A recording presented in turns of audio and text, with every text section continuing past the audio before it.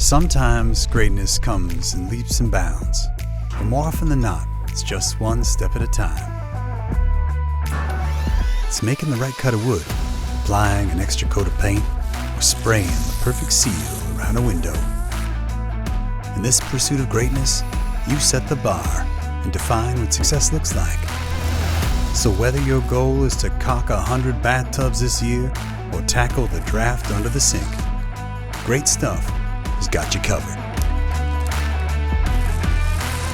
At the end of the day, great comes down to a personal choice. It's the conviction to use your own two hands to turn the routine into an opportunity, the mundane into an art form, the challenging into a moment of pride. Because on the job site or in your home, great doesn't just happen, great is made.